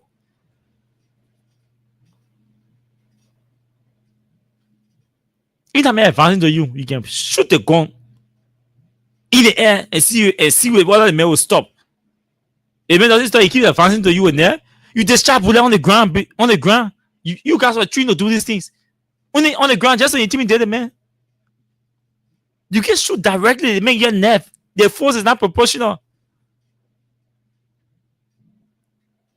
Who will be coming to you with nerve? You discharge a lot of bullet on the ground. But you see the bullet, they fire from the bullet. That person will still counter you.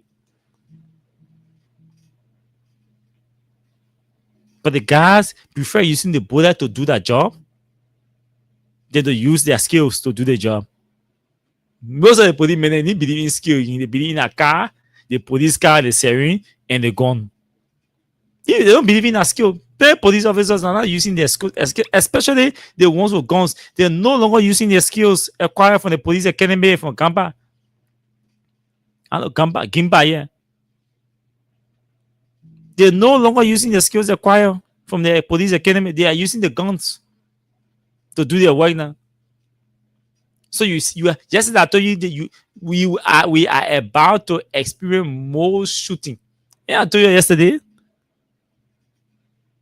But since I don't know the detail yet, but I know there will be no justification except unless the individual that was shot is an armed robber who are having a gun. Now, but I can even rationalize it. You armed robber, you get a gun, I beg you, yeah. Now, but how I party for the policeman, I will even shoot you. Yeah. So, folks, let's take few calls and go home. 0776 104 104 086 500 104. I see these days we get list students. Yeah, list student. Annie Johnson, today you late. Alice Johnson. No, Alice from Clay, we recognize her. That God's favor, that Derek 2M Morris, yeah. Derek Morris, that list student. Juju Wonway, you are list student. Abenigo Gifty, late student. Ai Wuye, late student. Burma Abraham Kwe, you late student. Papa Yu B, you late student. Who else again? Nathan. Yeah, Nathan Cody, late student. Margot Gide, late student. Oh yeah, this Saros Womba, late student. Yeah, cool. I agree with you. 100% on that one. Yeah. Okay. James Lamin, list student. Mohammed Sherry, list student. Wonder, list student. Okay, yeah. So Kuda is telling me that Kuda Williams is telling me that Cool way the student about the information. She said, yeah, Facebook. She said Facebook is carrying it is in Congo Town. Yeah. So somebody just sent me this information that the police just shot and killed an individual in Congo Town. This is it. I mean, I really sympathize. I mean, empathy with Greg, but I think there is still room. They still have 4 years to adjust. We still have a good police force. Probably the police needs a nationwide retreat. You know, go somewhere in different. Take the different departments, different places. Sit down, start with the EIU, PSU, the traffic people, the ticketing. I mean, something. We need to do something. The system is broken down. The IMF is reporting widespread corruption. The IMF that is giving you money is reporting widespread corruption. The police that is supposed to protect the state, lives and property, they are not seen as threat or enemy to the citizen. They also see the citizens as threat and enemies to them. So they are in serious crisis. The country is in crisis. Those of you praying, wishing to come here December, you coming? Come with your pepper spray. Don't travel at night. You want to go on the beach in the day. Thank God that December you coming. Some of you will come for, before November 29, at the same beach time, in the day. Go chill in the day. You want to chill in there. Call your friends to your house at night. You're sitting down in your yard and play. You enjoy yourself. Go out right now is risky. I forgot to tell you a story about what I experienced on Monday. Monday night. I woke up at 4 in the morning, to try to get the children ready for school. And I saw my living room window open, the kitchen window open.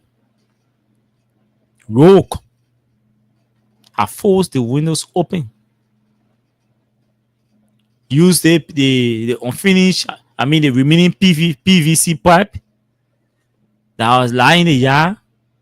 Folded the spoon, bend the spoon, and shove it in the hole, and use the PVC pipe to and started taking things from in the house. When I woke up, the windows open, the curtains folded. My bag that has all of my documents in it was stood on. They carried the bag. All my documents, my important documents. They carried the bag.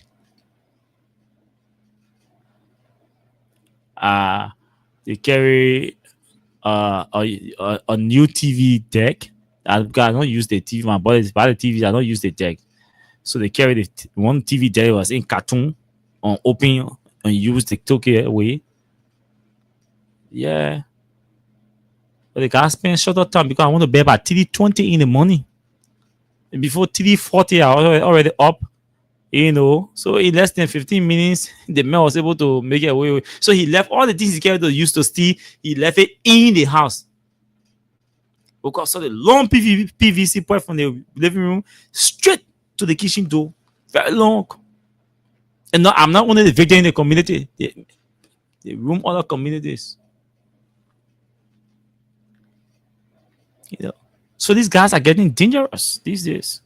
The country is dangerous. I was telling somebody, all these checkpoints, the police people can leave all the different places. They run to the checkpoints. All they could leave all the communities vulnerable. No patrol at night in the communities. The communities are vulnerable and all the actions are on the road at the checkpoints. No patrol in the night in the communities. No police patrol in the community. If police people can patrol in your community in the night, you tell me. But for the last, and they want to own the UP. They want to own the UP. Even CDC time, I never saw police officers patrolling in the night in communities. The police people will leave all the communities vulnerable and go to the checkpoints.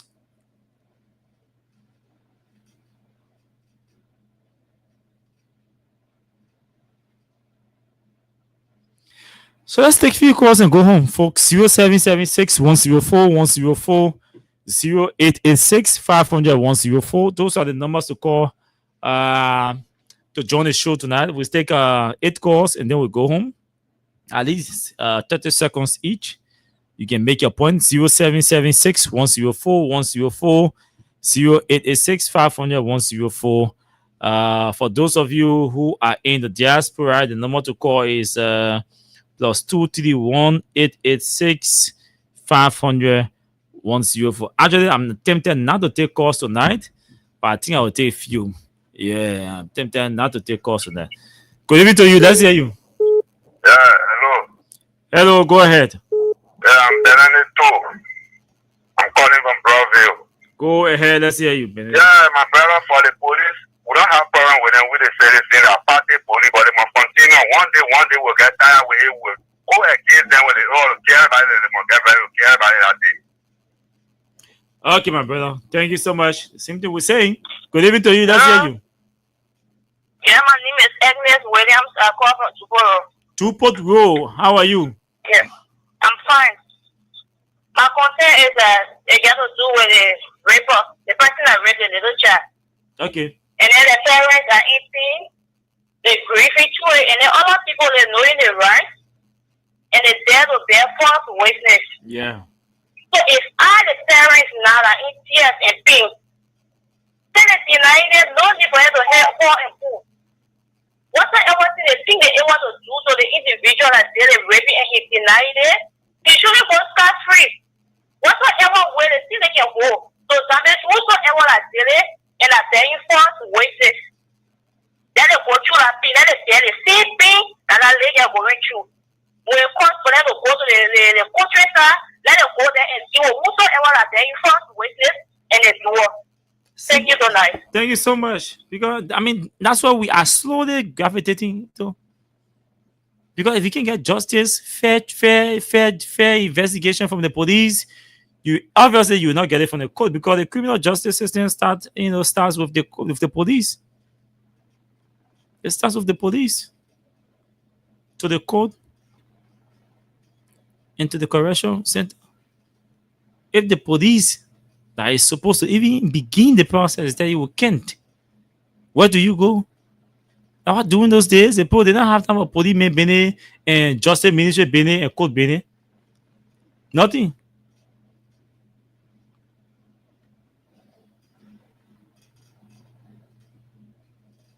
Nothing. So just go to that same quarter of medicine man, go do that. I mean, the person who steam a chicken, please kill the person here. The person who steam a chicken, please make them crazy here. The person who rape my dollar, please kill the person here. The person who rape my dollar, please kill the person here. Please make them to confess openly here. And you know, that's the reason. Then the Western people say, oh, they abolish all these things. People will say, okay, to accept civilization. They call it civilization. Western culture, say civilization. Yeah. Woman rape, a friend, all in government, all in the police. Police say, we're not investigating nothing. We agree you rape. But another man rape you, so go find a man that rape you. Case closed. And we all running with it satisfied. It's good. We have to cause now. We mentioned AFL more than 1 million times before AFL came out of a statement. I don't even trust the sincerity of that statement. That's why I didn't focus on it here tonight. Because the president, the head of AFL, is a partisan, a membership. She has a membership with the Unity Party. I know her, so I'm not guessing. She has a membership of the Unity Party. She's a card-carrying member of the Unity Party. The head of AFL. Councillor Flores, hello. Yeah, okay, how are you? I'm okay. Let's go. Let's hear you. Yeah, that is that Edmond card. You know, that is the reason why the people are very conflicted. How do you do the civil society work? How you independently do the civil society work? When you have all the council of churches members, they are all on board. How will you be able